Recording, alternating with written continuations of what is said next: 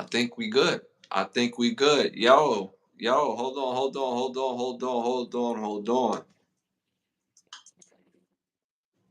on. There we go.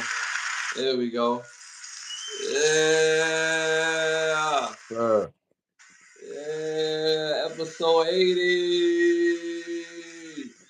Yeah. Yeah.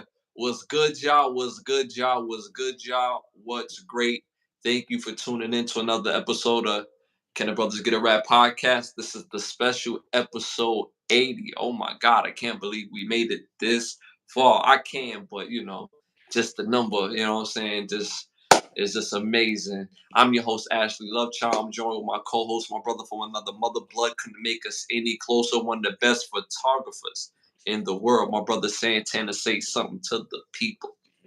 What's good, y'all? What's good? Appreciate y'all for tuning in. Y'all could have been anywhere, but y'all here with us tonight, and we thank you for that. As you already know, we always got a jam-packed show for y'all, so let's get it. You already know. I want to start off by thanking some of our day ones already in the building. King Prince already representing so heavily. Appreciate you. Big Appreciate. man. Damn. Straight love. We appreciate it. And it's gonna keep this thing rolling, keep it going. You know what I'm saying? What Birdie said in Above the Rim, let's keep this thing rolling. You know what I mean? Keep this thing rolling, y'all. So again, thank y'all for tuning in. Like my brother so eloquently said, y'all could have been anywhere in the world, but y'all chose to be here with us. And we appreciate that. So y'all already know how we start this off. First thing of the night, popular opinions. This segment is brought to you by OUV Records. Make sure you go to Instagram and stay in tune to the latest music and merchandise. Again, that's at OUV Records on Instagram. And the label motto is create, document, and inspire. First question of the night. Which Marvel movie are you looking forward to the most? Which Marvel movie are you looking forward to the most? Number one, Kraven the Hunter. Number two, Thunderbolts. Number three, the new Venom. Four, Captain America. And again, y'all let us know what y'all think in the Chizat. In the Chizat, like Blizzat. Craven, Thunderbolts. Is that Craven, Thunderbolts? Kraven, Thunderbolts, Venom, and Captain America. Mm.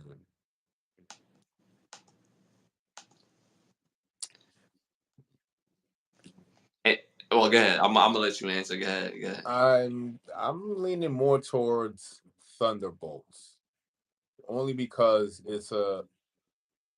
they're known, but they're like not as well known in the comic world and stuff. Mm-hmm. So Mm-hmm. it would be really good to see their characters fleshed out. Like they got a multitude of characters in that team itself. Like, you know what I'm saying? That just Mm-hmm. hold their own weight in itself. So yeah, I would like to see a Thunderbolts movie. You know what I'm saying? That would be lit. Okay. You say, but it's on the card though. Or is this on these are I know Craven's supposed to The, come drop. yeah, these are all on the card. All of these Okay. is 2024, 2025. Mm.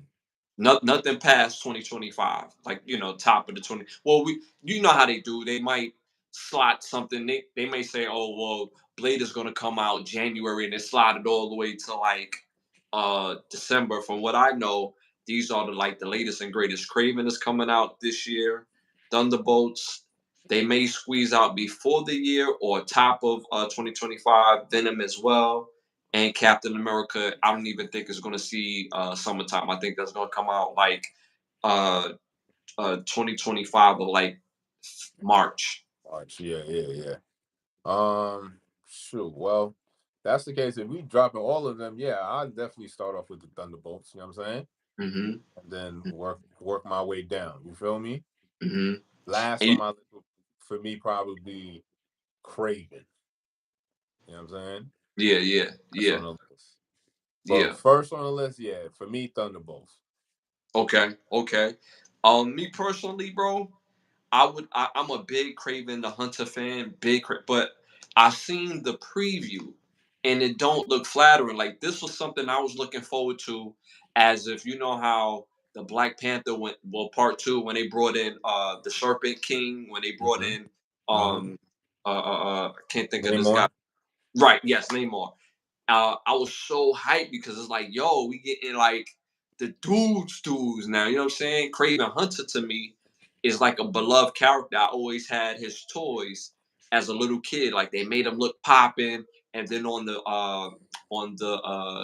like the series, the X-Men series, you know, he had like a little fire to him. You know what I'm saying? So I always dig this character. So I was looking forward to the movie, and then like the cut of the movie, it just didn't look like how I thought it was gonna be in my head, and it just looked absolutely trash. So at first, I would definitely said Craven the Hunter, but after after seeing the credits and the cast or who's going to be in the Thunderbolts movie, you know, one of my favorite actors in the world. This man is so underrated, and he's still out here killing the game and doing like all types of movies. Harrison Ford, like you know what I'm saying? You got Harrison Ford in a movie like this, you know the movie is gonna be popping. You know what I'm saying? So Harrison Ford is like 70s, 80s, maybe. You know, he's been a grown man ever since we was little boys. So, but he's still out here doing his stuff, Dizzle. So because he got the Thunderbolts movie, Venom, I could watch Venom, but I'm a casual. I like Venom the storyline in the comics way more than I like the movies. Like I think they ruined. I think the Carnage it wasn't what it was supposed to be. Carnage was supposed to be They 10 times better, and it kind of threw it off. Woody Harrelson is a great actor, but I don't know if it was the direction. I don't know if it was just the storyline. It was very clunky, and it didn't so I'm not gonna say Venom. Captain America looks excellent though. It looks excellent. But I'm going Thunderbolts with you. So I said Thunderbolts, you said Thunderbolts. The rest of the world, they say Captain America at 38%. What do you think about that? I mean, I'm not mad at it. I'm not mad. It's just a little direction of Captain America I'm not too fond of, but it's like I guess what the fourth movie of Captain America, you know what I'm saying? So that's why I was like, you know what I mean? Let's throw something else in the mix real quick. You feel me? Like throw a little throw a little pebble in the water, you know what I'm saying? Cause little ripples effects. And that's why I went with Thunderbolts. But Yeah. Captain America again is still not bad because it's still a storyline that still needs to be told. So I'm not mad at that. Yes. And so Yes. it's still a win either way. You feel me? Yeah. And what's also that wasn't on this list that's you know on the band for coming out. You're talking about Blade. You're talking about I believe it's Secret Wars. That's gonna come out as well, and these are all coming out this year, 2025, 2026. So that's a lot of movies. But I'm not necessarily looking forward to Secret Wars because of the Doctor Doom character.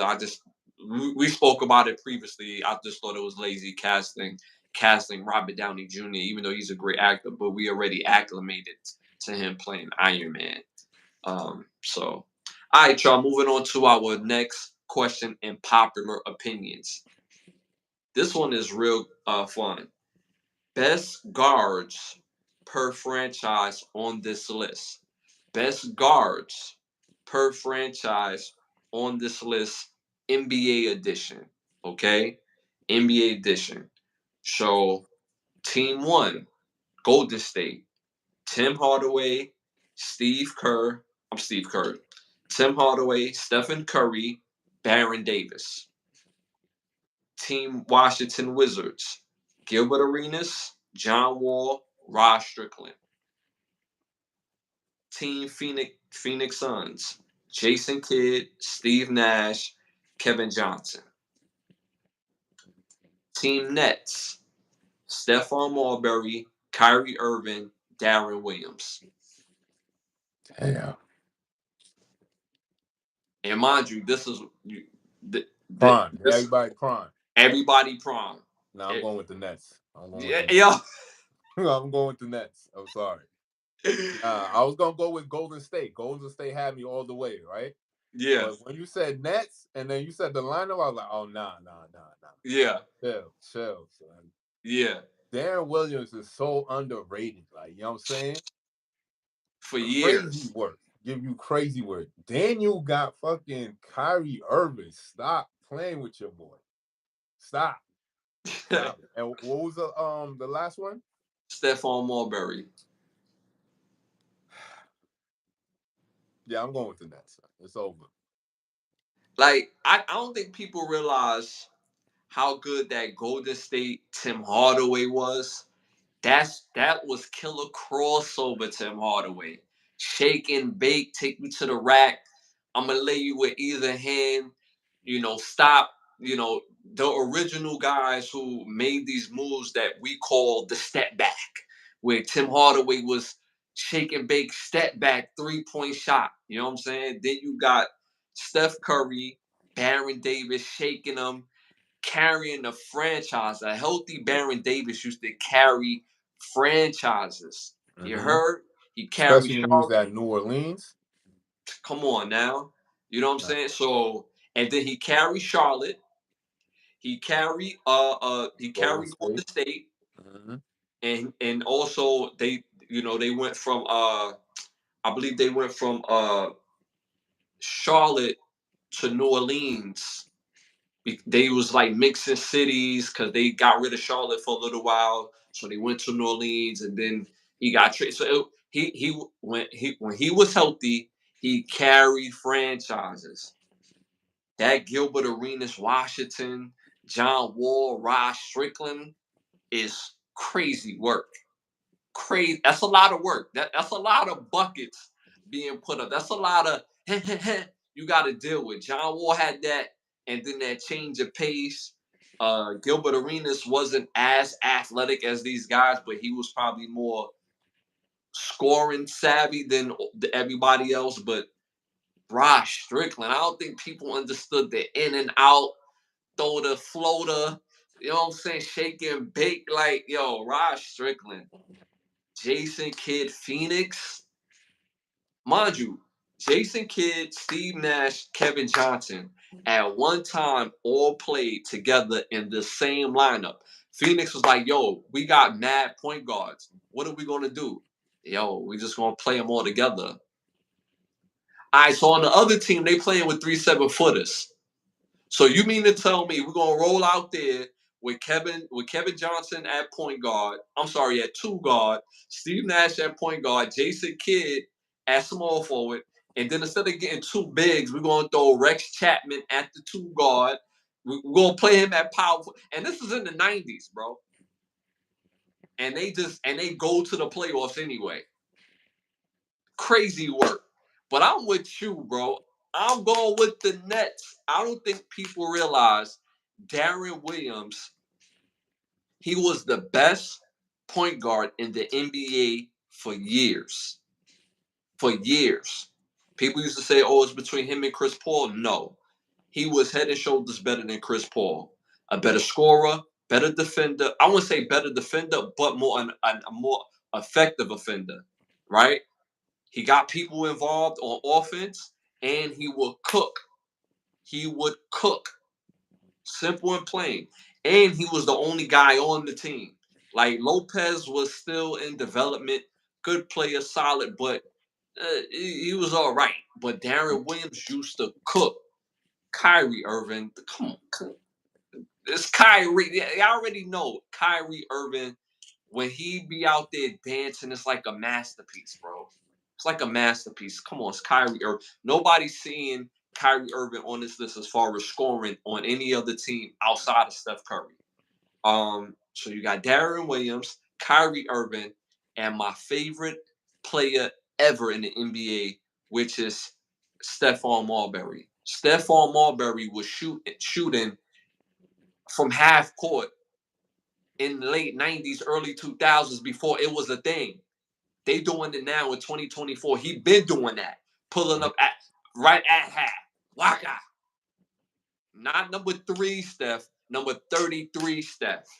Them 2 years he was with the Nets, special.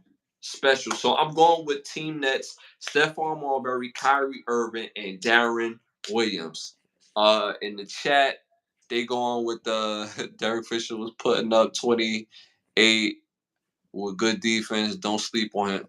I'm not sleeping on Derek Fisher, but they not on the list. Because if you think about the Lakers, you're talking about Magic, Derek Fisher, and Nick Van Axel. That three is crazy. But but it's not competing with the Nets lineup. It's not. It's not. Outside of Magic, Magic great player, one of the best point guard ever of all time, one of the greatest players that ever played the game. But even with Magic, Nick Van Axel, and Derek Fisher, is not messing with Kyrie Irving, prime Darren Williams, and Stephon Marbury. That's just not going to happen. So I went with Team Nets. You went with Team Nets. The rest of the world went with Team Phoenix at 35%. What do you think about that? It's Jason Kidd, Steve Nash, and who else on there? And Kevin Johnson. Kevin Johnson. I mean, KJ used to cook though. KJ used to cook. yeah, but I'm saying it's Kyrie though. Yeah. Like Yeah. all these people cook, but Kyrie, how he cook is a different type of chef. You know what I'm saying? Like, it's you can't even give him the same apron you give everybody else. You gotta give him a different apron. You know what I'm saying? Like, nah, he don't get the same apron. He the kind of chef that chef other chefs. You know what I'm saying? Like, Yeah. yo, you got chef it like this, G. You know what I'm saying? You got saute this. Or word? Oh, all right. I got saute it a little more. But I feel that though. You know what I'm saying? That's Yeah. crazy, but I feel it. Yeah. All right. All right. Moving on to our next popular opinions. All right. This is the TV show The Game. This is a question from that TV show. Most toxic couple on the TV show The Game. Jason and Kelly Pitts, number one. Number two, Derwin and Melanie Davis. Number three, Rick Fox, Tasha Mack. Number four, Malik Wright and Gemma. Who's Gemma? Gemma's the dark skinned joint? Yeah. My Tika Sumpter played that part. Yeah. Okay. Who's the most toxic? Wasn't Rick Fox and them dating like creeping or some shit at one point? Who was Yeah. creeping on who again? I forgot in the beginning when they Well, first started when, talking. when they was together, and then Tasha got with Pookie. And then Pookie when from he got with Richmond. Pookie from Richmond, you know what I'm saying? And then every once in a while, Rick Fox would come back and slid that down, you know what I'm saying? So it was so much to the point she didn't know whether Rick Fox was the father of her daughter or Pookie. Right. I'm gonna have to go with them because they was much older than everybody else and they know better. You know what I'm saying? Right. You supposed to get it together already. You know what I'm saying? Yeah. I'm gonna say Rick Fox and Tasha Mack because they was creeping, and you know what I'm saying. It was just it's Pookie from Richmond. You know what I'm saying? Why would you do that? You know what I'm saying like Yeah. that wild. You If put Rick yourself Fox in harm's way. try to risk it all, you wild. Yo, that's a good point because they was old enough to know good damn well, like all you need is a conversation. Like, yo, this not working out. I'd rather be with this person, but she had to have her cake and eat it too. You know what I'm saying? And what So they say, we supposed to have communication and I want somebody with what was it, emotional maturity and all that. That sound good. That sound good. But when you cooking in the kitchen, yeah, I ain't see you grab that seasoning over there. You know what I'm saying? right. You left it over there in the cupboard. You didn't put it, you know what I'm saying? You didn't put it in the pot. So Yeah. you know what I'm saying? So Tasha Mack and Rick Fox, yeah, y'all the most toxic couple in the show. You know what I'm saying? I I at can't first, say Rick. I can't say the Pitts because they was married and being Yeah, toxic. So you know what I'm yeah, saying? So that yeah, was their thing. You feel yeah, me? And they yeah. ended up back together anyway. So it was like that was what they was meant to be. So you feel me? Like that stayed love, fine. But Tasha Mack and Rick Fox, yeah, the only ones that were just y'all know better, son. Y'all Mm-hmm. know better. So that's my choice. Well, just to clarify it, remember the pits, they stay separate. Yeah, they were separate for a little bit, you know what I'm saying? But then I believe at the end in the series they got back together. No, am I bugging? Nah, nah. Because Cause you remember, remember, he was dating Brandy, but they was about to get married, and he reneged. He's like, nah. nah, they right, right. So He he left it at the altar. right, but he You know, didn't get back with short. He didn't get back with the white Joan. no. So No, oh, okay. him and Brandy still ended up working it out. Ah, They still end up working it out, but they not together in the latest because they got a new joint where they brought it back with Malik as the owner, and he's playing like it. The story progressed, so they yeah, didn't. nah, not that storyline, not that series. I'm talking about the one that ended. Yeah, Yeah, yeah, that yeah, one. I thought that he ended up back with her for some reason. I don't know why I thought that, but all right. yeah. Now he left the cold when they had like the court case or whatever, and he had like a new joint. He was like, "Yo, thank you for pulling up," and then he went to go give his new work some love. You know what I'm saying? So it was like, "Yo, yeah, I appreciate you. You know, for stopping through." And I mean, hey, baby, how you? You know what I'm saying? Like, yeah. But I can't say them either because they was married and she was in service to the household, regardless of what the rules was. She was in service to the household, so I can't say Jason and Kelly. Immediately, I thought of Derwin and Melanie because of it was so annoying just watching them cook, bro. It was so annoying. She smashed at least like 5 other dudes while they was together, or off and on or whatever. Yeah, At it was least five. You know what I'm saying? And making excuse and you see the real product on what that product is in real life. You know what I'm saying? So I immediately said them as well, but I'm gonna have to go with Malik and Gemma because Gemma they was like codependent on each other.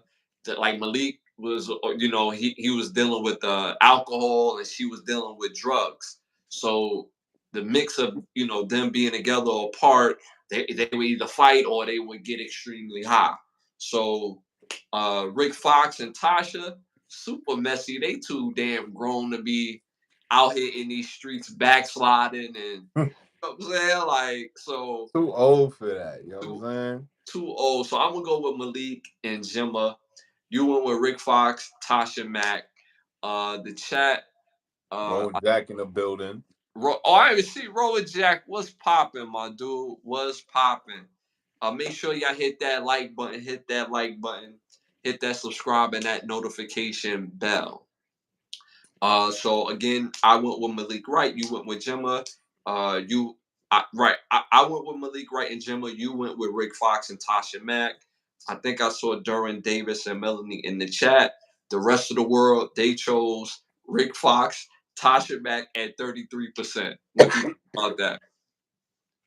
Nah, but when you brought up the point of the codependency with Malik and the shorty, that made a lot more sense and stuff. But I get it's not because of my reasoning why they won. It's because it was the most messiest Right, right, situation right. in the Yeah, whole joint. You know what I'm saying? But yeah, it was definitely messy and just out there and just real sloppy work. Like just yeah. bad. You know what I'm saying? And So they I and, get it. and they would stage stuff. I don't know if you remember the episode where like Rick Fox is really smashing Tasha. So now they in the office and he was like, see, that's why nobody like to work with you because you be acting like a bee. And she was like, what you call me, Foxy? And yo, I was rolling, bro. But that's super messy in real life terms where you calling this woman that you work with a bee just to throw people off that you're not smashing her. Mad messy. Just Messy. sloppy business. I mean, So yo, all these couples was hella messy. If I was Derwin, like yo, I would have threw Melanie away As soon as she would have called my college teammate, he comes through with his bodyguard, put me in the headlock. I don't know if you remember that. He put son in the headlock. He was like, "Yo, you better get off me, boy." He was like, "What? What you gonna do?" You ain't gonna do nothing. And then his big bodyguard went to go get the bags. And like, you think that would have been like in reverse or whatever, but Duran got hemmed up real quick like that. It's like, yeah, she gotta go, yo. So yeah, funny show. A lot of toxic couples. All right, moving on to our next popular opinions question. Best Usher album on this list. Best Usher album on this list. Number one, My Way. Number two, Hard to Love. Number three, Confessions. Number four, 8701. Nah, Confessions, man. Confessions when that hit in that March 04. Boy, listen, it was a spring of, you know what I mean? You have to just be there, son. You feel me? You just have to be there. So it was just an important time when that CD dropped. It was just very important and pivotal, and it just spoke to my life at that point. And it's just, you know what I mean? I need that album to just play. You know what I'm saying? Like that album was just flawless, and it just put Usher on a whole nother map for me. And it just hit personal. You know what I'm saying? Like it was just right around school. You know what I'm saying? Right when we about to graduate from high school. You know what I'm saying? Then you about to go to prom and all that. So it was a very pivotal time. You know what I'm saying? So for me, it was Confessions. All right. So we're talking about leather jackets, button ups, and a whole lot of Air Force Ones. You know what I'm saying? Like that was the combo at that time. You know what I'm saying? The button ups with the little leather jacket on top of that. And I mean, with the little Air Force Ones. You know what I'm saying? With some uptowns. You know what I'm saying? Out in the club, killing them at school. You know what I'm saying? Like that's what the wave was. You know what I'm You know what I'm saying? saying? We called It it was, clubs, but we was at like, you know what I'm saying? We was at school parties dressed yeah. up like that. And then And when we got, you know what I'm saying? It transitioned the summer and then the fall going into college. So that's what I'm saying. Like that album was just, it just hit pivotal times. You know what I'm saying? Like we was just going to the prom, dressed like that, going to the after parties, right? mm-hmm, You know what I'm saying? mm-hmm, It mm-hmm. definitely had the button ups. You know what I'm saying? Yeah, but hold on. Let's not forget this.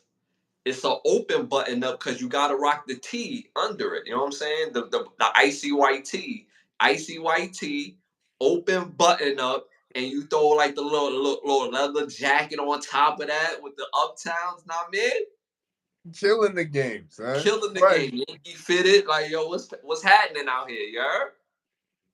What's happening? fresh. You know what I'm saying? You know what I Let's mean, what's go. happening?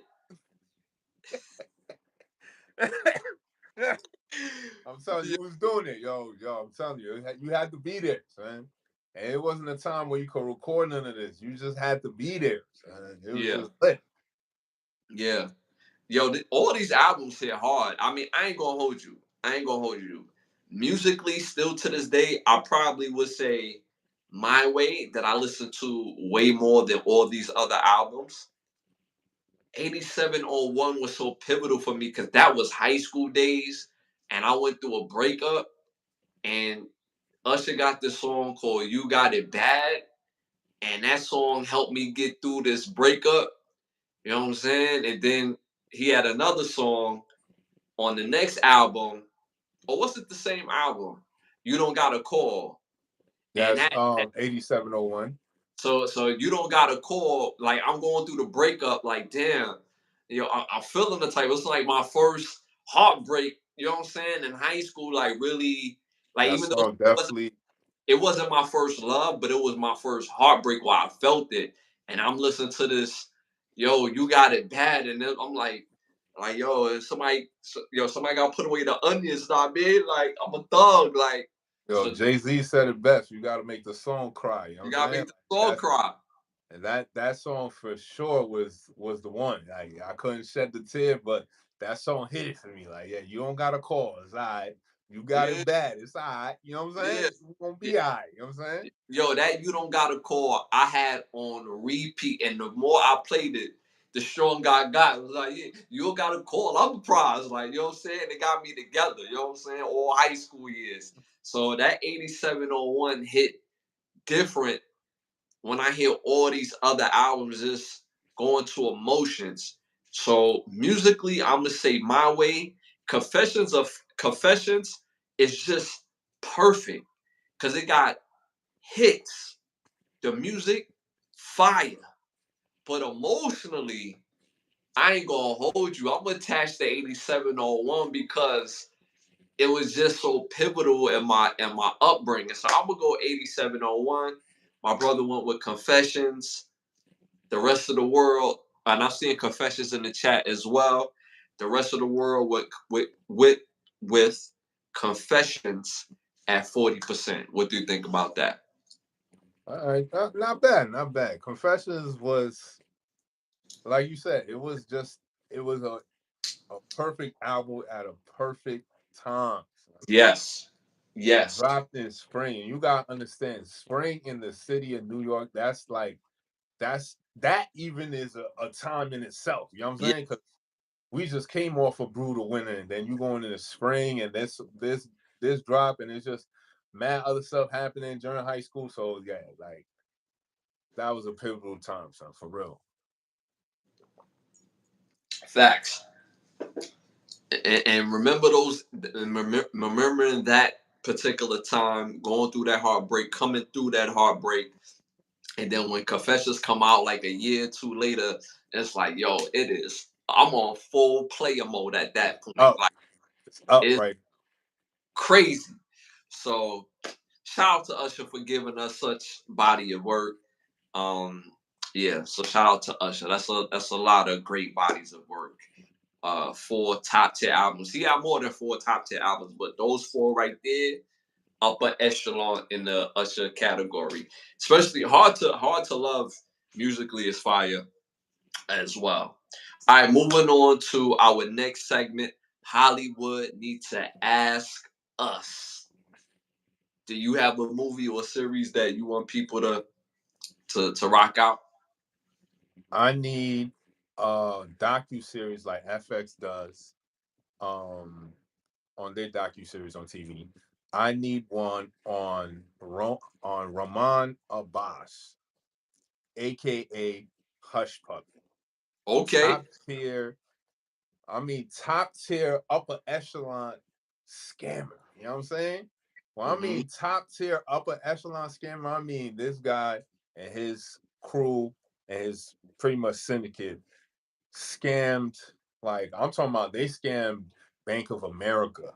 Like they even scammed um a premier soccer league in London. Like they office, you know what I'm saying? Yeah. Where business is being conducted. They scammed them. I think they might have scammed the airline or something like that. Chase, all that. They've been, bro was prolific. But the crazy thing about him was when he was active in his scamming was right around the time when Instagram was like just becoming popping, right? Yeah. So Yeah. he actually became the first Instagram influencer. You know what I'm saying? Crazy because Mhm. he was literally the first one, like would be in Dubai having bags and all showcasing all kinds of wealth, all that stuff that people doing now. This dude was Yeah. doing it back then. You know what I'm saying? He Hmm. was active on the gram from 2011 to 2020 when he got, you know what I'm saying, arrested.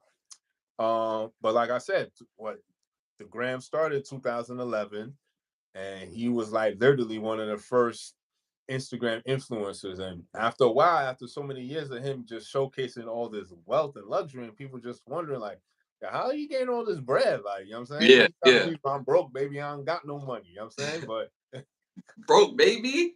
I I can don't still. got no money. But on the I'm pretty sure his page is still up now, but you could go back and look at his page. His name is Hush Puppy, but he was a prolific scammer, and he was the one that not say came up with it, but used this tactic called BEC, which is business email compromise, where he would basically um, he will compromise the servers of the business, compromise the emails, mimic the email, and when it's like a email when it has to do with some type of transaction with a bank, this is when his 4G will come in and be like, "Oh, you guys made a mistake on the account information.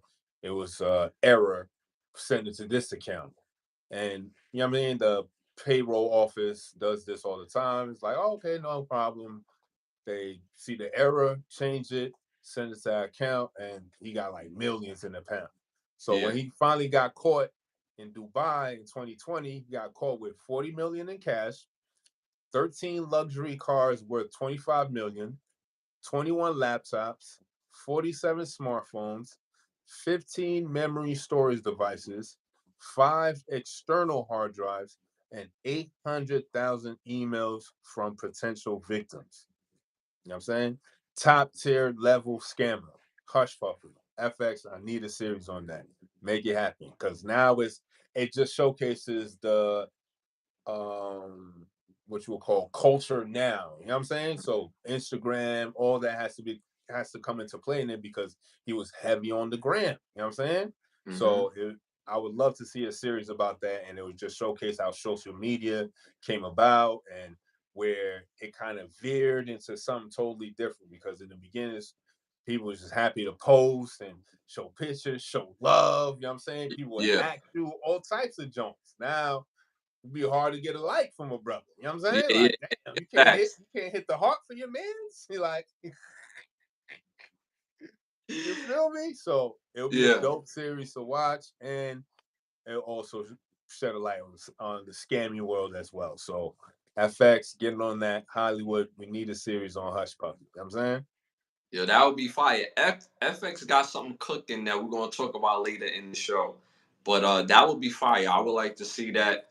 I seen something with Giuseppe on Hulu, but it wasn't what you're talking about. But 40 million in cash is crazy. 40 M's in cash. That's a lot. That's a lot, bro. That's that's that's ridiculous, bro. Yeah, 40 them. minutes.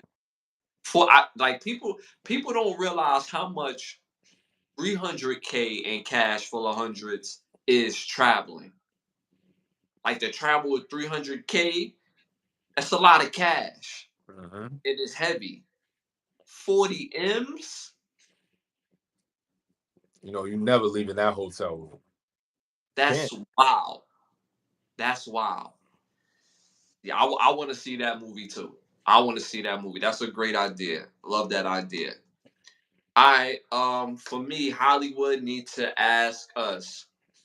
I would like to see a movie, a 2.5 hour movie on former NBA star Latrell Sprewell. Mm. Like people don't realize when he first came into the league, he was supposed to be the next superstar, and he still was an all-star caliber player year in, year out.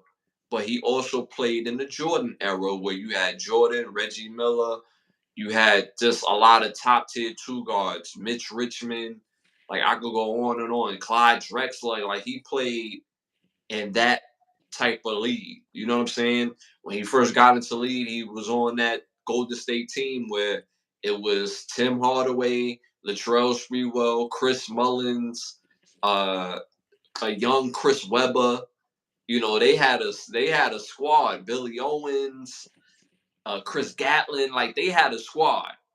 They had a squad, and young Latrell Sprewell, when he came into the league, he had super bunnies. He was super athletic.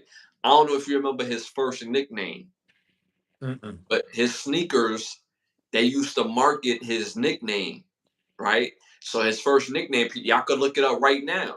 His first nickname was the landlord. And that's how they used to market his sneakers, that he was the landlord. Like he owned the land that he stepped on.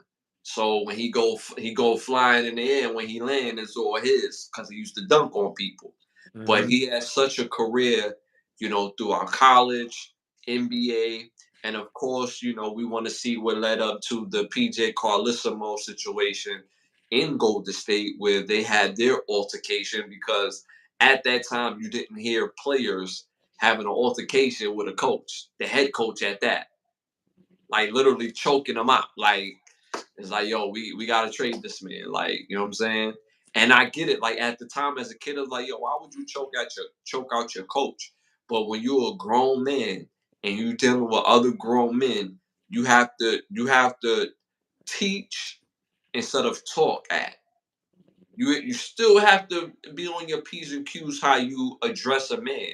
You could get on the man, you could be stern, but in how you talking to me, like, fix your tone. You know what I'm saying? So I can see how that can escalate when you're dealing with men. So I would like to see that within that. And I want to see the redemption from that, because after that situation, he ended up coming to the New York Knicks. They end up, playing for championships. They was a championship caliber team. They lost in the championship, but he has a redemption story. Outside of basketball, he owned the spinning rims. Anytime you seen them spinning rims, people was buying that from him. He had the market such in the chokehold where they had to create other off brands of the spinning rims so that way they could eat. But he was eating for years because spinning rims used to be a thing back in the late 90s, early 2000s, probably like up until like the mid 2010s. It was a wrap. But he had that on the chokehold. So I will want to see a Latrell Sprewell movie, 2 hour featurette, maybe even three, on Latrell Sprewell's life. So that's That's lit. I wouldn't mind seeing that too. So Latrell Sprewell is definitely slept on as far as like his what he put towards the game. You know what I'm saying? yeah. He rarely get talked about. So I definitely love to see a movie about him. That's for sure. Yes. Yes. All right, moving on to our next segment. And make sure y'all memberships are available in the links in the bio and in the rewatch and on our community page. Make sure you tap into the memberships. We have gold, platinum, family, and day one memberships. So make sure you tap in to one of the memberships, get you a badge, and show that love, and we would appreciate it. And they have different tiers of the badges, which shows you what you have access to by receiving a badge. So, and receiving a membership. All right, y'all, moving on to our must see segment. Must see movies, must hear music, must see TV shows. You want to start this one off? Now you can start it off. All right, so my three must-see movies again, y'all. If you haven't seen these movies, tap into these movies. These are fire movies, upper echelon movies you probably never seen. Come back and chop it up with us about these movies. These are movies that are timeless. Okay, so my first must-see movie is called Hanging with the Homeboys. Came out in 1991, directed by Joseph Vasquez. The cast is John Leguizamo, Dougie Doug, Mario Joyner, and Nesta Serrano. Y'all probably know Nesta Serrano for playing in the Bad Boys movies. Funny, he plays the opposite partners of Will Smith and Martin Lawrence, and just a funny dude. He stole the show in this movie, in my opinion, playing Fernando, aka Vinny. It's about four friends. They get up every other weekend to hang out, go to the city, go to the local parties, and just go crazy, go whack. You know what I'm saying? So this particular, time that they going to hang out, a lot of things that came out amongst the group, and you have to see the rest of the movie. Make sure you tap into it. It's a comedy. Like I said, it came out in 1991. We're in 2024. You're going to be crying from front to back. It is hilarious. So make sure y'all tap into Hanging with the Homeboys. My number two must see movie came out in 1998, directed by Timothy W. Folsom. This movie is called Uninvited Guests. Stars Mackay Pfeiffer, the beautiful Maury Marrow, Melinda Williams, gorgeous Melinda Williams. Uh, who else am I missing? Mel Jackson, Kim Fields, and Wanya Morris from Boys to Men. Great independent film, so underrated. This is about an uninvited guest. You have three friends who's working on a movie script. Um, there's a gentleman that's having car trouble, and you have to see the rest of the movie. I'm not going to tell y'all. It's a must see. It's a thriller, killer type of movie. So make sure you tap into this. Let me know what y'all think of it. And my third final movie came out in 1997, directed by the legendary Charles S. Dutton. This movie is called First Time Felon. Casted by cast Omar Epps, Charles S. Dutton, of course, Delroy Lindo, Tretch, uh, Rochelle Ticotin. We have I said Tretch, uh, but Bajalo Diallo. I know I'm tearing his name up, but he's also a terrific actor. Y'all probably seen him in Players Club, where he was looking for Bernie Mac's character, and the legendary Clifton Powell. Clifton Powell's and everything popping, and this movie is popping with him in it as well. This is about two gang members, one vice lord, one vice lord and one I forget the other gang, but one is vice lord and there's another group in Chicago. It takes place in Chicago that's prevalent, and they stay beefing. They both end up in jail, and you have to see the rest of the movie. So make sure you tap into First Time Felon, Uninvited Guest, and Hanging with the Homeboys. Again, watch it, come back, let me know what y'all think. Nah, classic movies right there. Hanging with the Homeboys is one of my classics because it just showcased old school New York. You know what I'm saying? So it's Oh, just one of them movies that's just nostalgic on how the city used to be. You know what I'm saying? So yeah. top tier movie right there. Top tier movie for sure. Y'all gotta go see those movies. You know what I'm saying? But y'all know how I do chat. I always got a theme for y'all. So this week ain't no different. This episode ain't no different. So my theme for y'all this week is my favorite drug movies, but with my favorite drug movies with something to say. You know what I'm saying? So the first movie on this list, first drug movie on this list with something to say is Blow. Came out 2001, stars Johnny Depp, Penelope Cruz, Ted Dean, Ray Liotta, Ethan Suplee, Emma Roberts, Franca Pointe, Cliff Curtis, Cola Gondina, Rachel Griffith, Monet Marsro, and Paul Rubens. About a young guy and his friends that come from the East Coast that decide to move out west and dabble in certain different things, and you gotta watch the rest of the movie to find out what happens. You know what I'm saying? Next on the list is American Made. Came out in 2017, stars Tom Cruise, Sarah Wright, Caleb Landry Jones, Gemma Mays, Domhnall Gleeson, Jesse Plemons, Lola Kirk, Benson Martinez, Mickey Summer, Jed Grease, Connor Trigner, and Alejandro Ida. After watching Blow, you watch American Made because a character in this movie is also in a character in the movie Blow, which in the first movie they made him seem as a small character, and in American Made they focus more on this guy's character, and you gotta watch the movie to see who it is, right? Last on the list is one of my favorite movies, fire movie on this list is Sicario. Came out in 2015, stars Benicio del Toro, Emily Blunt, Josh Brolin, Jeffrey Donovan, John Berthal, Raul Trioli, Daniel Kaluuya, Julio Cesar Cedillo, Basil, I'm not even gonna, Iswak, I'm not even gonna pronounce the last name. First name Basil, last name's crazy, and Victor Garbo.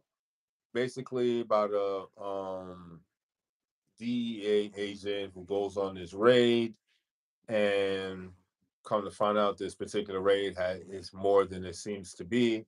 And she goes on investigation, and you gotta watch the rest of the movie to find out what happens.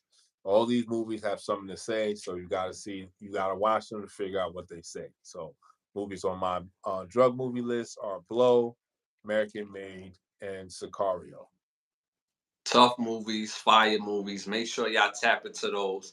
Blow and American Made is some of my favorite drug type of movies because they was getting to that chicken. It was they had there's just so much money that it was like, yo, he had the I don't want, yeah, just tap into those movies. It's popping. It's Yeah. popping.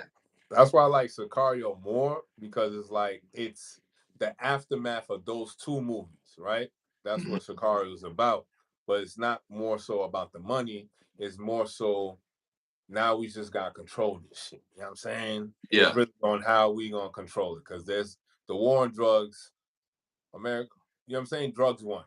You know what yeah, I'm saying? So yeah. that's already over. So now it's really on how we can control the flow.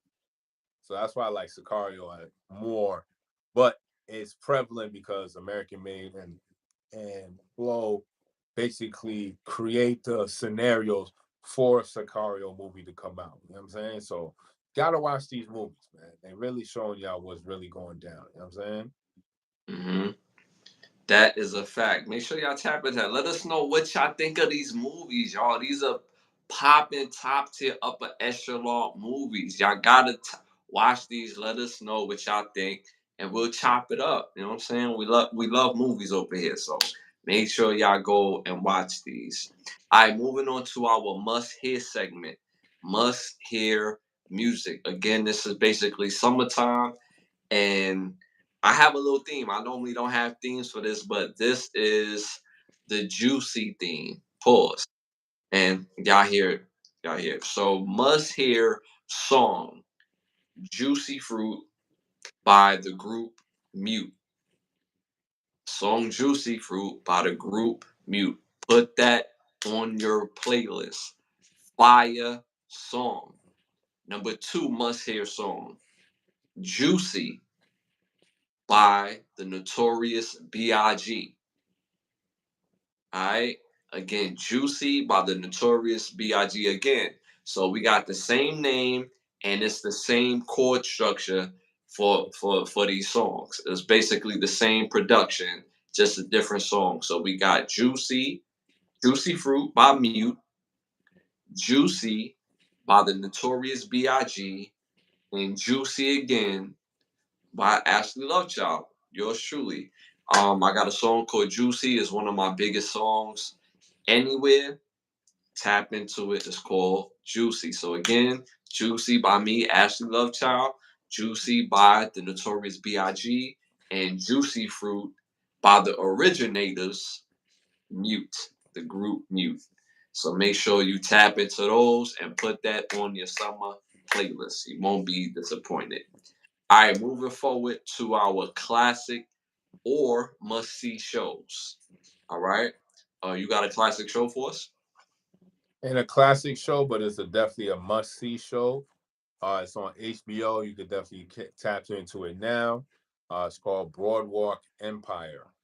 Classic fire show. Came out in 2010. It has 5 seasons. Stars Gretchen Mol, Kelly McDonald, Michael Shannon, Michael Stolzberg, Kenneth Williams, Paul Sparks, Steve Buscemi, Vincent Piazza, Anthony LaCrucia, Shea Wigham, Jack Houston, Michael Pitt, Antal Youssef, and Paz de la Huerta.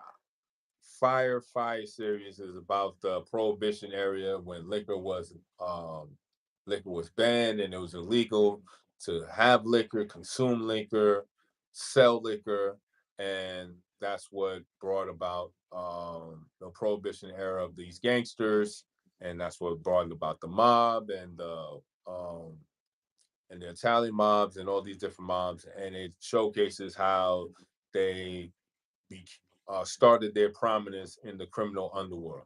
So Broadwalk Empires of Fire series, it's the set pieces and how they showcase how the 1920s looked and the 30s looked was definitely phenomenal. So you'll definitely enjoy yourself watching it.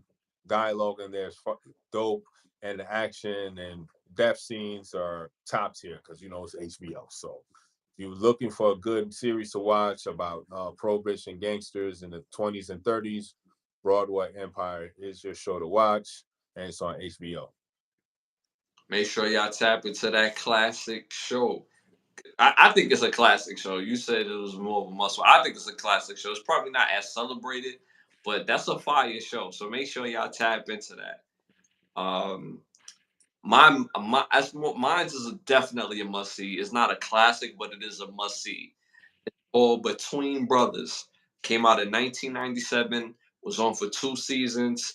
It stars Kadeem Hardison, Kelly P. Ryan, uh, Dondre Whitfield, and Tommy Davidson. This is a comedy. This is about two brothers, Kadeem Hardison and Dontre Whitfield, and they got two homeboys that they went to high school with. They mans in them. They out in the world doing popping things. One is a sports agent. The other is a teacher. Another is the weatherman, and the other is he's just a fly pretty boy, getting all to the ladies. And I'm saying on his Tommy vibes. You don't even know what he do for a living for real. You know what I'm saying? You just know he get money. You know what I'm saying?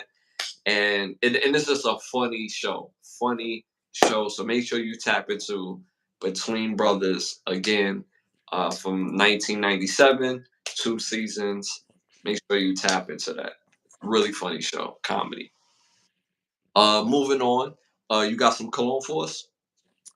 Definitely got some smell good. You know what I'm saying? If you look good, you feel good, you smell good, you're gonna do good.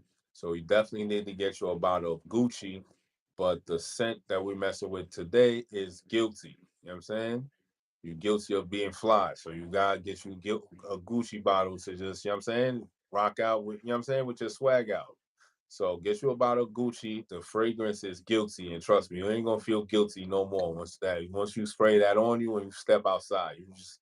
You did yourself right. You know what I'm saying? So the fragrance again is Gucci, and the scent is called Guilty. Fire. Make sure y'all go get that guilty. Smell good, smell right. Get that girl. You know what I'm saying? Get that Mm-hmm. fine. All right, y'all. It's time to move to our next segment. Y'all already know what time it is. It's time to rap. This segment is brought to you by Button Snaps, where you can get classic movies, shows, documentaries, and original content for your viewing pleasure of $4.99. Again, that's buttonsnaps.com. First hot topic of the night. Going back to that FX. So FX is putting together a live series like how they do the Monica Lewinsky, the OJ Simpson trial. Now they're doing a bio series of former NFL player Aaron Hernandez. What do you think about that? That's gonna be interesting, son. That's gonna be interesting, especially if they talk about the days in the swamp. You know what I'm saying? In the back alleys of them. You know what I'm saying? Them Gator days. You feel me? So Yeah. a lot of stories that been in the wind, and you know what I'm saying? A lot of Hmm. cases that got put underneath a lot of caseloads. You feel me? So it'll be interesting to see how that turns out. And yeah, I mean, I'm ready for that one. That's dope. That's fire. And we didn't even come up with that one. So that's what's up. So that's y'all. You know what I'm saying? Hmm. That's what's up, FX. Step it up. Keep doing your thing. You know what I'm saying? Because Hmm. this is rocking for y'all. This is definitely rocking for y'all for sure.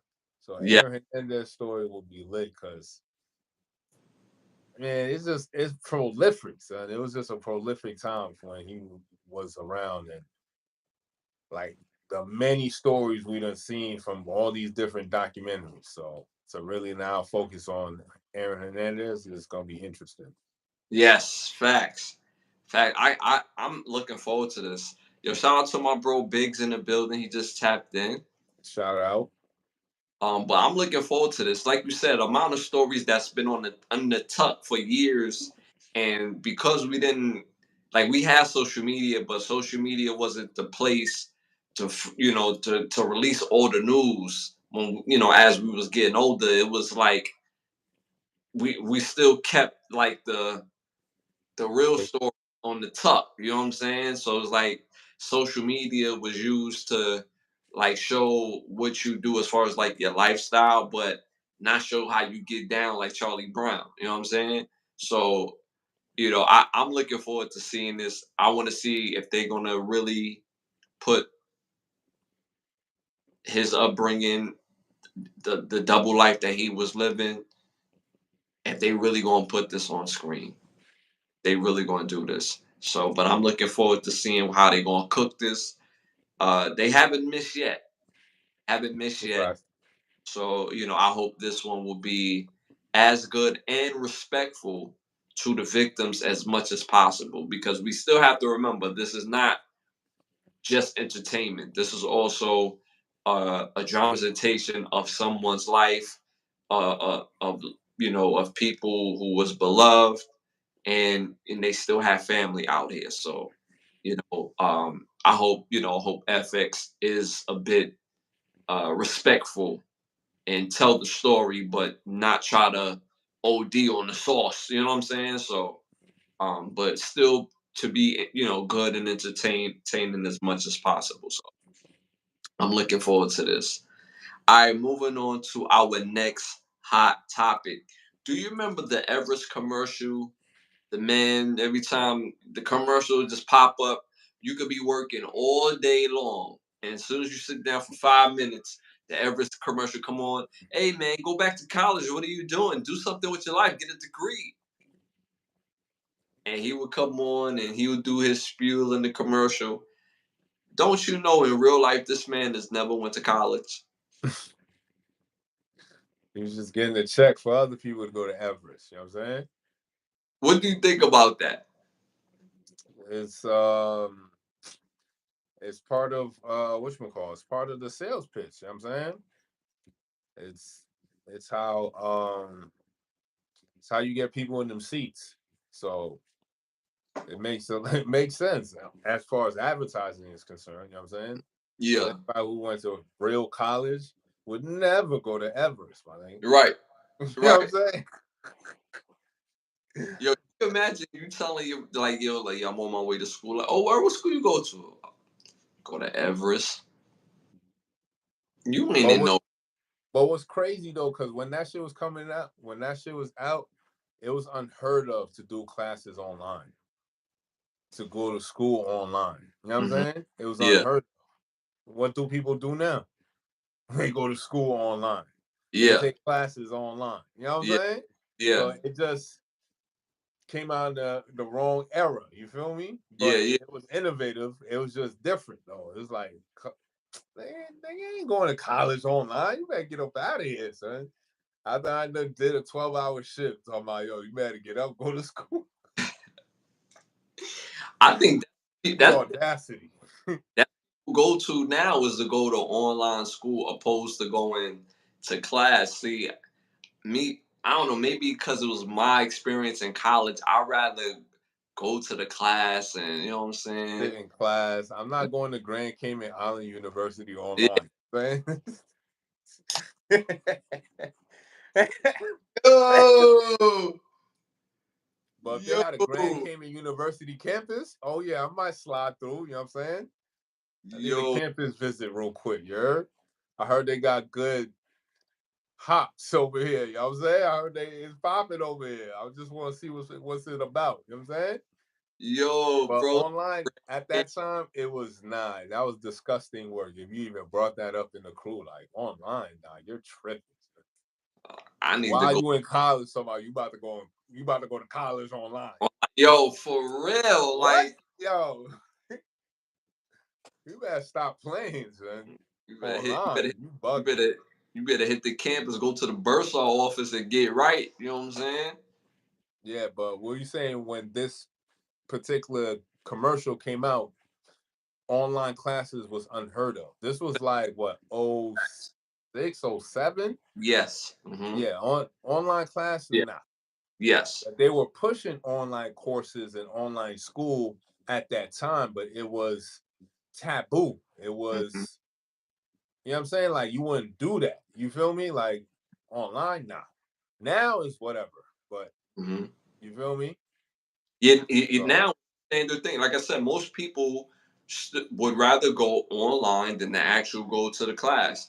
Me and you know what I'm saying? We from a different era. It's like, yo, if I'm gonna go to school, I'm going to school. Like I gotta, you know what I'm saying? I gotta tap. I got a pencil in my notepad. I'm You here know to what I'm take saying? notes. You know what I'm saying? I need that physical pause. That that back and forth. You know what I'm saying? That so. I need to be up in the class. You know what I'm saying? Smell the textbooks. You know what I'm saying? Mhm. I'm So more hands on anyway. You know what I'm yeah, saying? and so and then I remember after the Everest commercial, he started getting competition with Little Romeo with ICDC. But see, Little Romeo went to USC, so it's like, yo, you know what I'm saying? Yo, son, come on, son. Like at least USC online something. You know what I'm saying? Yeah, But yeah. those college, big time colleges was not jacking no online joint. They was like, That, if you don't get out of here, I'm getting 40K per head over here. I'm gooch. yeah, You're not messing up this gravy train. You know what I'm saying? Like yeah, this keep coming every year. Like, you know what I'm saying? yeah, So yeah. we good.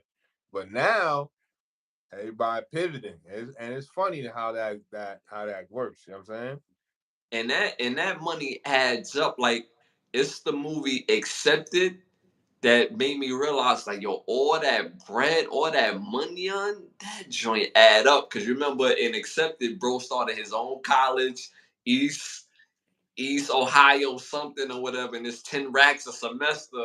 And like it was like 3,000 kids was like, yo, we got accepted, B. I got my check. Know what I mean? Like, yo, I don't care what y'all do, but here's my check. Know what I mean? I'm here for the semester, B. You heard? Like, I ain't going, Yo, oh, you know what I'm saying?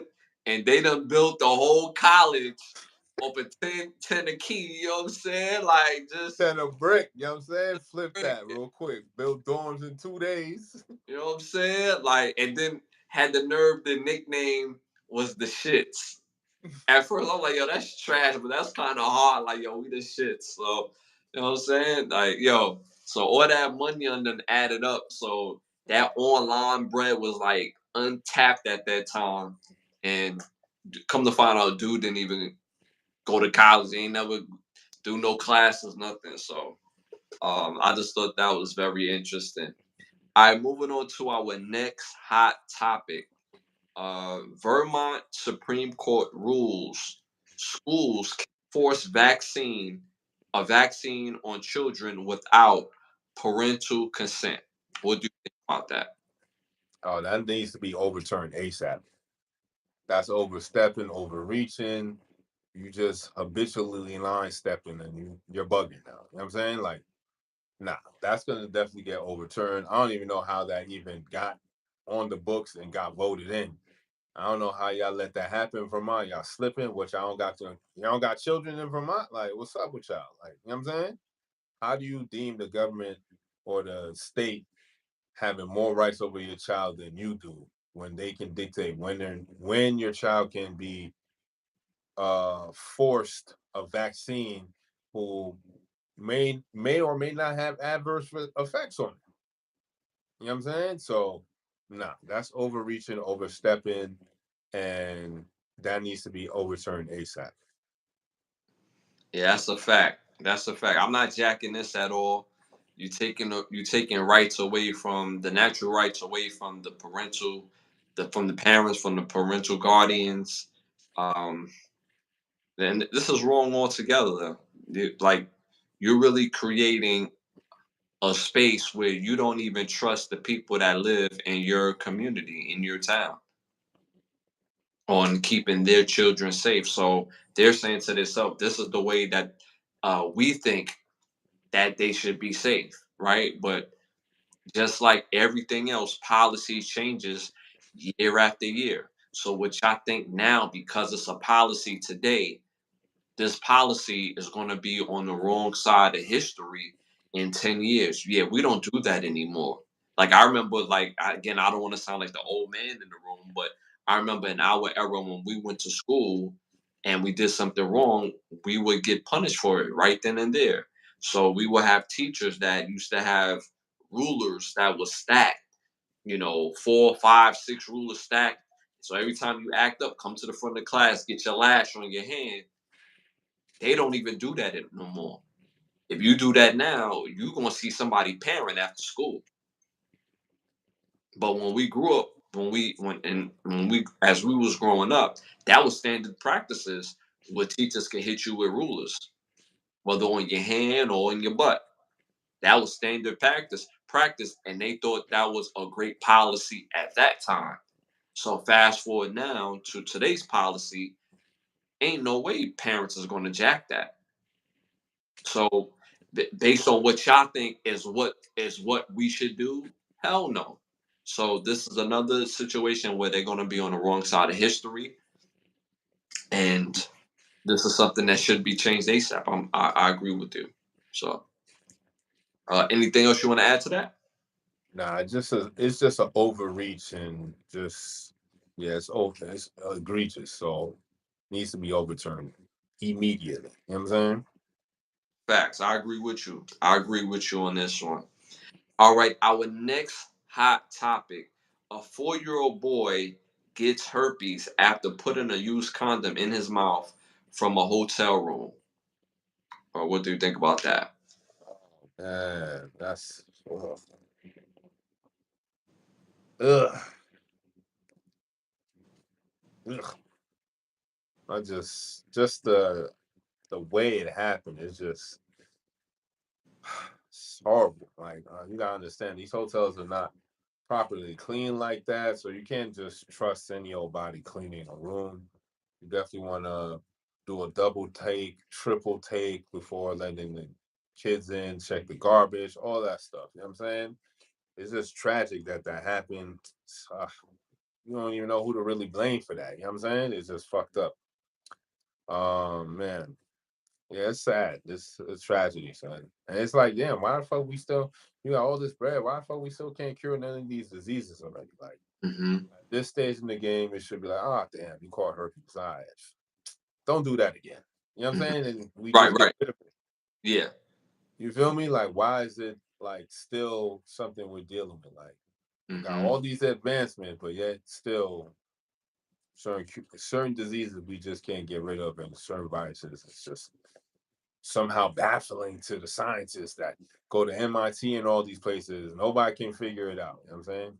Yeah. For a 4-year-old to catch this, it's no fault of the 4-year-old. You know what I'm saying? To have this for the rest of their life is just, it's, you know what I'm saying? It's messed up, son. Yeah. That's why I'm Yeah. like, why is there no cure? Because it should be, it's no fault of the child to to capture this and then have this part of them for the rest of their lives. You know what I'm saying? And in the way they caught it too, it's like crazy.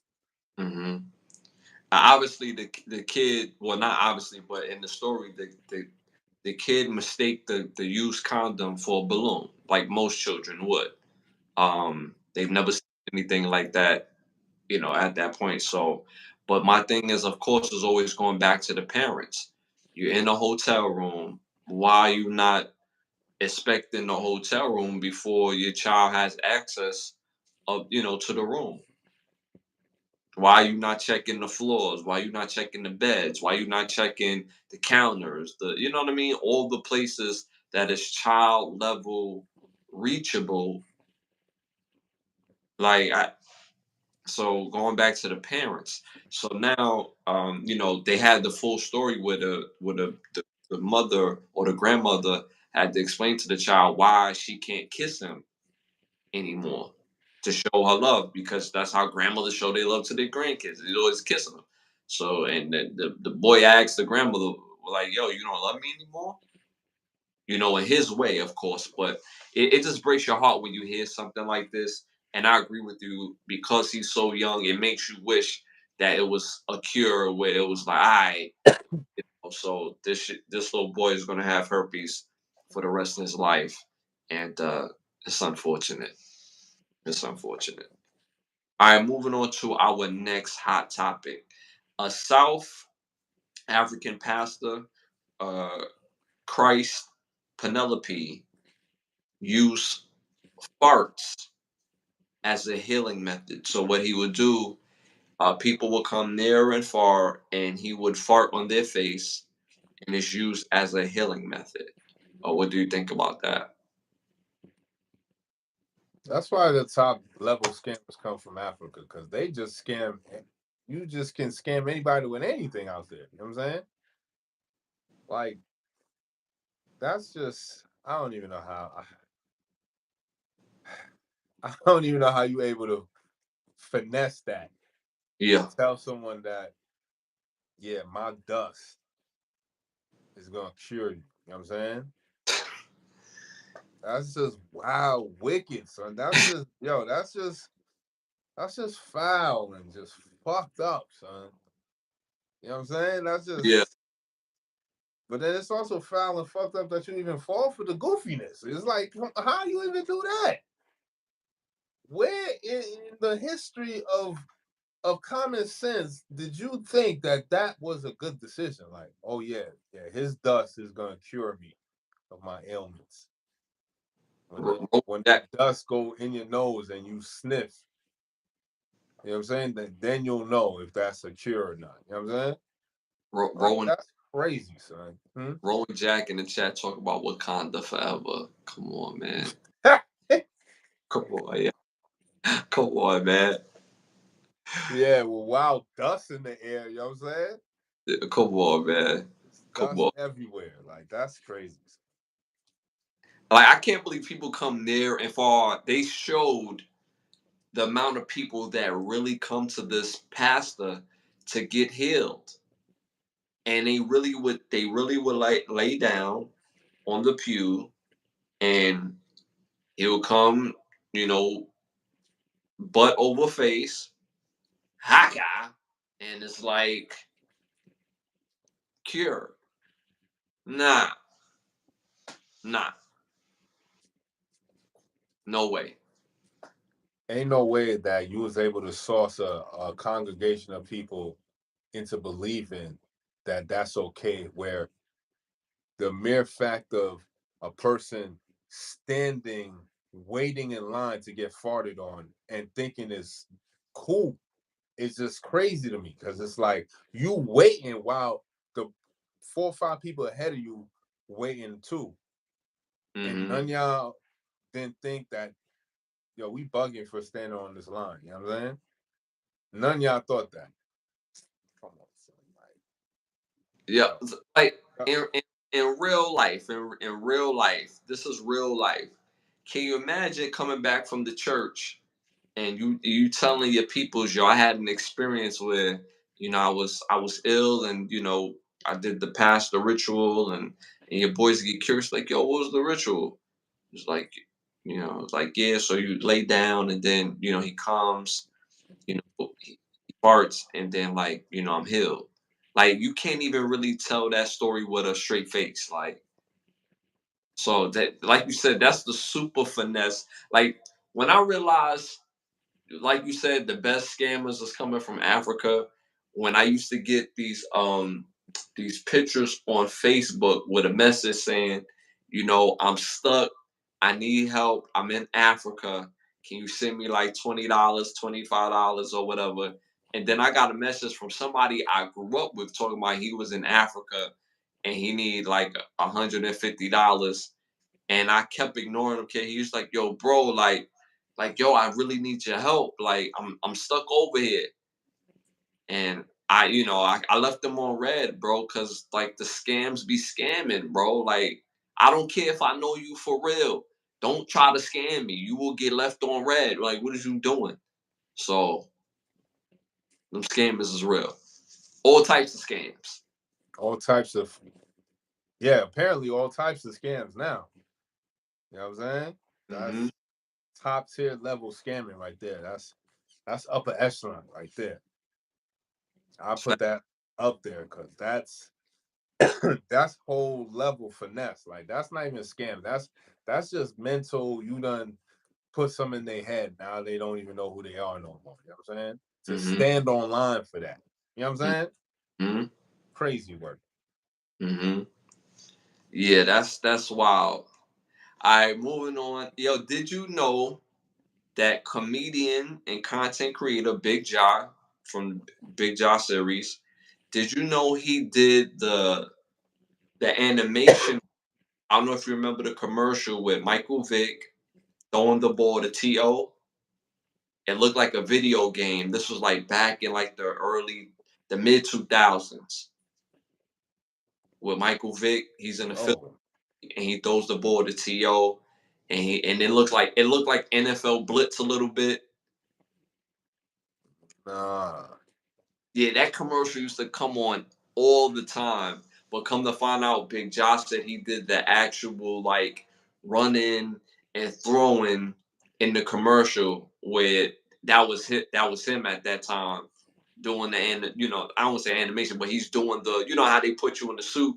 He's Yeah. doing the the live stuff. You know what I'm saying? Wait, throwing what? Throwing the football and catching them because he used to play football. No, I know that, but I'm just saying, like, what position he play? Or in college, he played. I think he said defensive end, and then he moved to tight end because he played at Cal. He played at the University of Cal with. He said he played with Aaron Rodgers. No, that's So a 05 then. yeah. So but this is when he was obviously a little smaller. You know what I'm Yeah, saying? yeah. So but yeah, but he said he did the animation where he was throwing the ball, catching the ball, hurdling, high stepping, I like mean, it. with the background now, he went to Cal, you know what I'm saying? Like a lot of these animation production houses and studios are in California, you know what I'm saying? So it would make sense, you know what I'm saying? Like for Yeah, him to be called upon and he played a sport, you know what I'm yeah. saying? He's at the top level of peak physicality, you know what I'm saying? So they're gonna get the best animation schematics needed. You feel me? So I mean, I can't not see that not happen. You know what I'm saying? Yeah, yeah, So yeah, shout out to him. Like he been trying to get in the game for a minute, you know what I'm saying? Now he doing his thing with his other show. So that's what's up, son. yeah. I just thought that was dope. I like because I've seen that commercial 100 times. I've seen it 100 times, and when we watch these commercials, they actually use like real humans to start it off, and then of course they computerize it and do all the other things to it. So I just thought that was dope, uh, a dope story to share. All right, moving on to our next hot topic. Actors Channing Tatum and Zoe Kravitz are engaged to be married, getting ready to tie the knot. What do you think about that? He said Channing Tatum. Yes. They just did a movie together. Like that's crazy. Supposed to Hmm. drop in August. So you know what I'm saying, I mean, that's what's up. Yeah, yeah. Congratulations to them. You know what I'm saying? They working and they loving and all Getting that. money together, you know what I'm saying? You know what I'm saying? Abundance of love and happiness. You know what I'm saying? So, if they happy people into the world. Uh, I'm Uh, I'm saying it. I'm saying if I'm broke, so why you with me? You know what I'm saying? Why you with me then? He's like, I'm with you because I'm boring too. yo, So match made in, you know what I'm saying? Movie heaven right there. You know what I'm saying? Shout out to them. You know what I'm saying? that's a fact. That's a fact. All right, moving on to our next hot topic. This one, I seen it today, and I spazzed out. All right, so Dexter is back again. So it's the new Dexter, and it's called Dexter: The Original Sin, the prequel. So this is going to be, pre, him becoming the dark passenger. You know what I'm saying? And you know what I'm saying? Wait, he Yeah, was it's funny how they try to like make it like have a scapegoat. Like, nigga, it's you, my nigga. yeah, You yeah, the nigga, son. yeah, You the yeah, passenger in your own whip, my nigga. What you talking about? You the driver and the passenger. What you talking yeah, about? yeah, You know what I'm yeah. saying? Like, oh, it's something else. So it's another persona. Like, nigga, it's you, nigga. You know what I'm saying? When you look in the mirror, what do you see? Yourself, right? All right, so it's you. Right? But always also dark passenger shit. Like, they had to do that because the end of that last season was just mad wacky. Like y'all just, why are you even bringing back if this how you gonna destroy the legacy? You know what I'm saying? Like y'all It, just violated. and I said this before. The new blood was pure perfection until the final episode. They thought they had something like when y'all did that. No, the fuck y'all didn't. Y'all could have at least kept it going for like 2 more seasons. Yes, easily, easily. And how he died, it did not make sense. You could not rationalize the way he died to me. You couldn't do it. So, but uh the original Dexter will be a part of this. It's going to be his voice, but they're using Patrick Gibson as the star of the show. So, but they're still using his voice. That's Michael C. Hall. They're using Michael C. Hall for voice. Yeah. I mean, I guess I don't. I mean, the prequel. I guess it could work. I mean, we was getting throughout the original series, we was getting a lot of flashbacks. So if they tap into those flashbacks and actually go into that storyline of those flashbacks, then I could see that shit working because the way his parents died and how he got caught, you know what I'm saying? When they found him, I mean. So if they tap into those imagery from the original series, and because that's part of who he is and how he became who he is. So Yeah, I think it'll be very interesting on how that shit gonna play out. So, all right, we'll see what's up, Showtime. You know what I'm saying? Make it happen. Yeah. for real, for real. I Our next hot topic, the Locks Tiny Desk performance. You already know how the Locks give it up. If y'all haven't seen it, go see it right now. Again, it's the Locks Tiny Desk performance. It was fire. Fire. What do you think about them performing for Tiny Desk? I mean, out of all of them, my favorite is always and has been Styles P. You know what I'm saying? I feel like bar for bar, like crazy. You know what I'm saying? And it just showcases just another level of artistry that we definitely need to see a lot more of. You know what I'm saying? Like that shit was just dope. Seeing um songs that we've loved and endear so much in a different way. You know what I'm saying? But it's still the same songs we love, but just presented differently, slightly, because it's exactly the same song, but just you know what I'm saying, different acoustics. You know what I'm saying? Yeah, Like yeah, different instruments and shit. That shit is lit. You know what I'm saying? So it just makes me view the Locks not as like goons from YO, but right. actual artists who they've always been. You know what I'm saying? So it just levels they artistry to just another stratosphere in my book. You know what I'm saying? I agree with everything that you just said about them. They top level, excuse me, that's a top level group. They are artists. They stood the test of times. They've been out since the 90s, and they've always found a way to keep it authentic and to keep it fresh. And I went through phases because at the very beginning, when I was a little boy, when they first came out, my favorite was Chic Luch. Then, as I got older, as I became a man, or my teenage years, I messed with Styles P.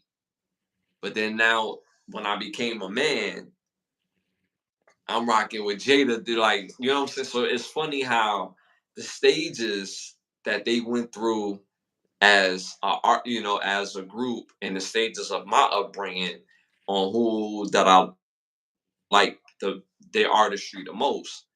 So and I seen the performance. It was perfection, bro. The instruments, the way they hit and pause with with their bars, and it really felt like they was telling a story during the performance. And it was just dope. So make sure y'all go tap into the locks, a tiny desk performance.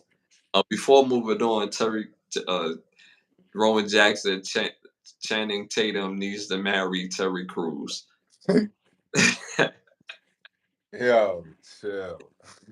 Gotta chill. You gotta chill. All right, y'all. A quick shout out, special thanks, y'all, for really showing this channel a whole lot of love. This past month, we got over 12,000 views and 42,000 of minutes watched in 1 month. Yo, thank y'all. We appreciate y'all. We got over 150 something rewatch videos of this show by itself. Not to mention the other shows and the other outlets of my music, just of this channel is crazy. So thank y'all for tapping in and supporting, because not only are y'all showing up and viewing it, but y'all actually showing us love, watching, commenting, and showing us a lot of love. So of course we're gonna get some trolls. That's a part of it's a part of the game. But we appreciate it and we love, and the channel continues to grow. So, and we can't do that without y'all. So again, thank y'all. I'm moving on to our next segment, our petty thought segment. This segment is brought to you by by Bravo Section. Again, by Bravo Section. Make sure you go to BigBravoSection.com. Book a session with one of the best photographers in the world if you're in the Miami area. If you're not in the Miami area, still book that session. Fly out, take care of your session. Again, BigBravoSection.com. You got a petty thought for us? Got petty words from the Black's Law Dictionary, because legal words have legal definitions, and these are words that we use every day. Not so much these words I have picked for this segment, but a lot of words that we use every day have legal definitions, and it's up to us to find the legal definitions and understand what the legal definitions are. So the first word on the list is advocator. So advocator is an old practice, one who called on or vouched another to warrant a title or voucher. Advocator, right? So the next word on the list is to advocate, right? One who assists, defends, or pleads for another. One who renders legal advice and aid and pleads the cause of another before a court or tribunal or a counselor. A person learned in the law and duly admitted to practice, who assists his clients with advice and pleads for him in open court. An assistant, an advisor, one who advocates. All right. All right. Next on the list is misappropriation.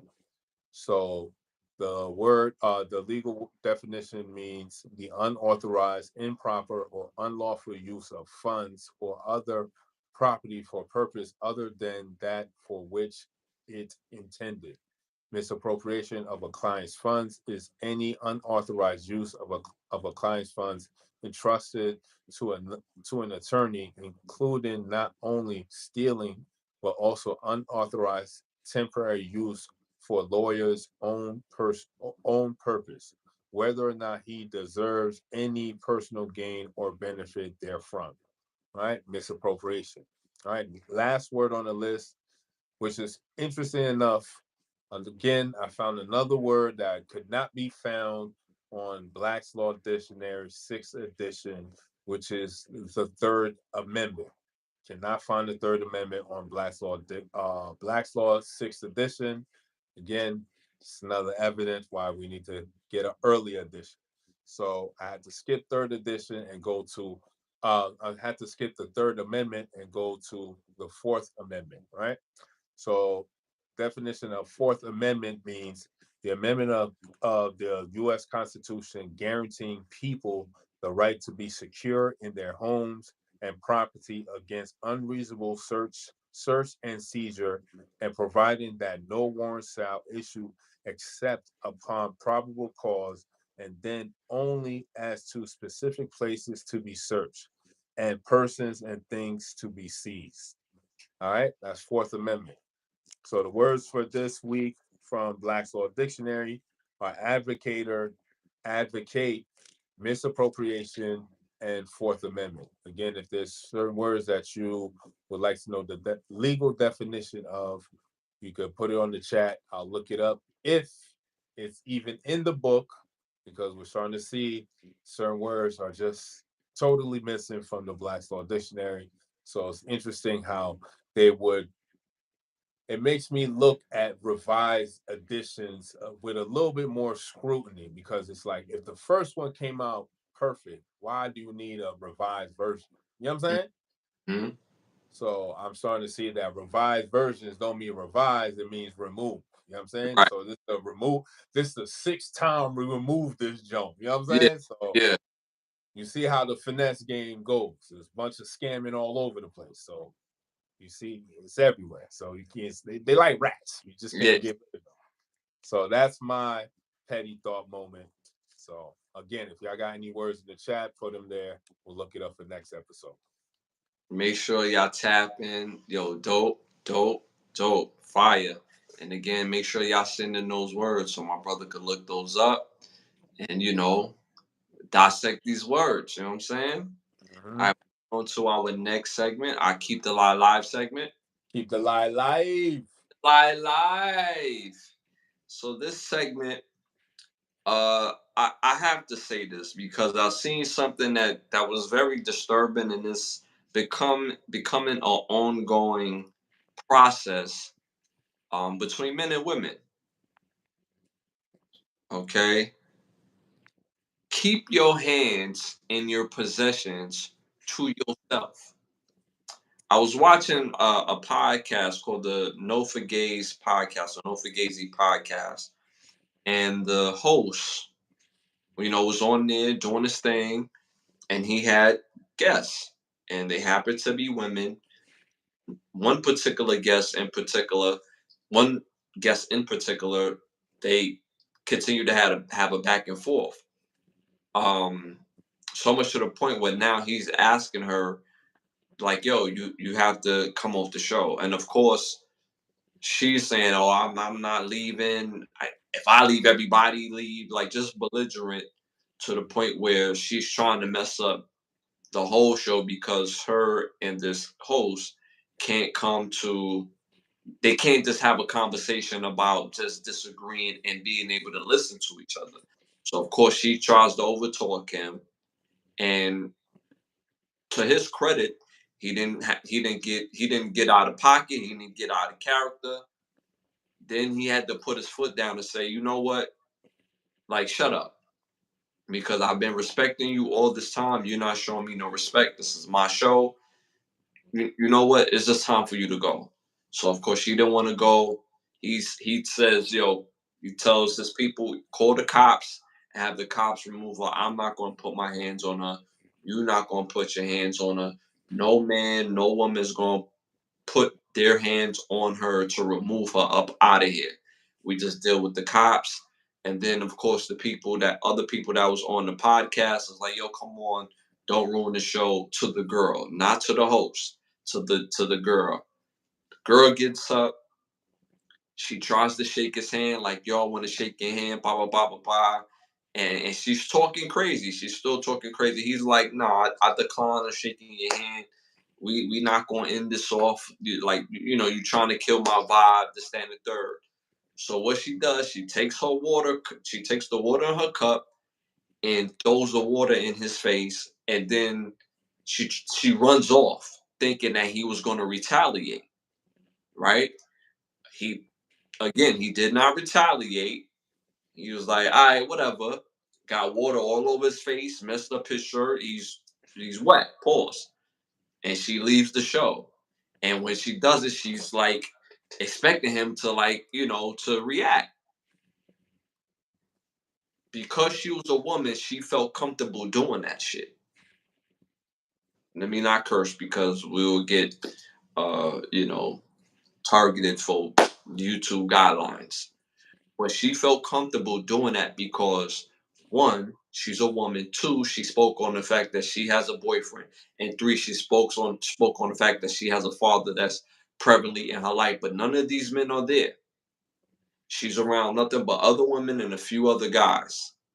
So now, if he would have had a different response by punching her in the face, kicking her in the neck, or lifting her up and throwing her off her feet, he would have been wrong when she agitated the whole situation, not just by her words and being confrontational, but you assaulted him by taking water and throwing it in his face. That's assault. But he would have been wrong for putting hands on her. He would have been a B. He wouldn't have been a man. He wouldn't have all this. So where's her emotional intelligence? I thought we could have a conversation and agree to disagree, and you go your way and I go my way, and now just be that respect. That's human. That's human nature. Respect all in itself. Keep your hands to yourself. Now, had that been a man that did that to a woman, oh, he would have been a B. He would have been everything under the sun. So far. Now, had he would have put had he did that and she put hands on him, and then yo, keep your hands to yourself. That goes for both men and women, and women. Don't feel comfortable thinking you could do something to a man just because in society it's not polite to do something in retaliation to a woman if she assaults that man. Don't put yourself in the lion's den like that, because all men will not respond that way. I'm from New York City, and growing up, I seen most men not respond that way. In New York City, the mentality is if you act like a man, you're gonna get treated like a man. That's the mentality. And it's just funny how in nature everybody understand nature except some women.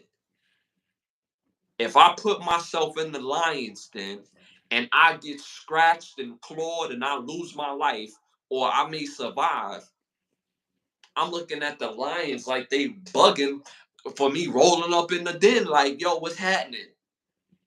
Like, we don't know you. What you talking about what's happening? That's just pure nature. Keep your hands and your possessions to yourself. Do not put yourself in harm's way. Because most men, I don't want to say most, but some men will not respond that way. And some men do not care if you got a husband or a boyfriend or a father at home. Because guess what? Now it's war mode and they gonna get it too. And most times when men get into it, it's over a woman. So very easily he could have slapped her. Her boyfriend or her husband could have came back and said, "Yo, we gotta run it." Now they get to it because of your foolishness, because you couldn't control your emotional intelligence. What do you think about that? I mean, I get it. It's just it's all talk. Like a lot of this, it, none of it stands for anything. Because again, women make rules for those they're not attracted to, and break rules for those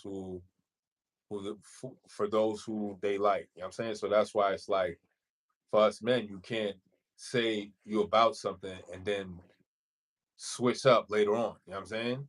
Because like we really take your word for everything. You know what I'm saying? So if you saying a certain thing, you just can't be wishy-washy with it. Like that's why it's like the most simplest thing of like, what do you want to eat? It's a simple question, but it causes the most issues because they can't figure out the most simplest thing. Like, what do you want to eat? Yeah. You know what I'm saying? Then they'll be like, all right, whatever you want. So you say what you want to eat. Oh, I don't want that. Again, back to the same question. You know What what do I'm you? saying? So it's Yeah, like you talk about all this emotional intelligence, you have all this intuition, and it's funny you have intuition when you could find you have intuition when a man is cheating, but you don't have no intuition when a man is down, when he's depressed, when he's feeling sad. It's very interesting when it's an intuition when it's benefiting you. Very interesting when it's chivalry when it's chivalry when it's benefiting you. You know what I'm saying? But when it's not benefiting you, all of a sudden, oh, it's a problem. When it's to reciprocate the energy, oh, it's an issue. It's like you y'all not making any sense with half the things y'all do. You know what I'm saying? So you want a certain thing, then you gotta put out certain energy to get it. If I want a certain thing, I gotta put out energy to go to get it. Like it just that's how it works. You know what I'm saying? It's not because you're a woman that we're supposed to do this for you. Like, nah, that era and that thought process is dead and it's never coming back. You know what I'm saying? So don't even try it. Like that's just over with. Like niggas is not dropping their coat, turning their other cheek. Niggas is not doing that goofy shit. Especially these young cats, they not jacking none of this. So y'all better figure it out. You know what I'm saying? keep your hands and your possessions to yourself. Don't say you have emotional intelligence. Show it, because that took a lot of strength for that dude to even to not respond that way, to not take it there. And quite naturally, it's easy for a man not to respond that way. But all men are not the same. And that don't make them less of a man because they're not used to people throwing a damn drink in their face. That's completely out of pocket. And you're doing it because you're a woman. Because if a man do that to another man, it's on and popping. If a man out of in his emotion throw a drink on another man or in his face, he's already prepared that we about to get this, we about to get it scrapping, we about to get it popping. And whatever happens, if I get knocked out, I get knocked out because I provoked that. I provoked that. So, but it's not the same story for a woman, obviously, because a woman is not as strong as us physically. And it shows mentally in this case. So keep your hands to yourself and your possessions to yourself. That goes for both men and women. That's my keep the lie alive for tonight. Y'all, I want to thank y'all for tuning in. It's been a dope episode 80. We appreciate y'all support. Like I said at the beginning of the show, make sure y'all tap into y'all memberships. You got badges, we got gold, platinum, family, and day one badges right now. So tap into the memberships. It carries different access to the channel. So make sure you tap into our membership page. You can access it through the links in the bio and in the rewatch and on the community page. So make sure you tap into our membership page. Also, I want to thank some of the sponsors of our show with Bravo section, Button Snaps, and OUV Records. If you're interested in becoming one of the sponsors of the show, you can hit me on Instagram at Ashley Lovechild, or you can hit my brother on his Instagram at Bravo section underscore. So if you're interested in becoming one of the sponsors of the show, tap into us on Instagram. Also, make sure you tap into the Overstand podcast. While understand when you go overstand every Monday at 9:30. We're back here again every Thursday, every Sunday at 10:30 for Ken and Brothers Get a Rap podcast. Again, I'm your host, Ashley Lovechild, joined with my brother from another mother, my brother from another mother, co-host of the show, my brother Santana. And we'll be back Sunday at 10:30. Be on the lookout for my new EP. Still working on it. Summer of '08. Anything you want to promote real quick? Nah, see you on Sunday. You already know. And it's all love. And we'll be back, y'all. We out of here. Love.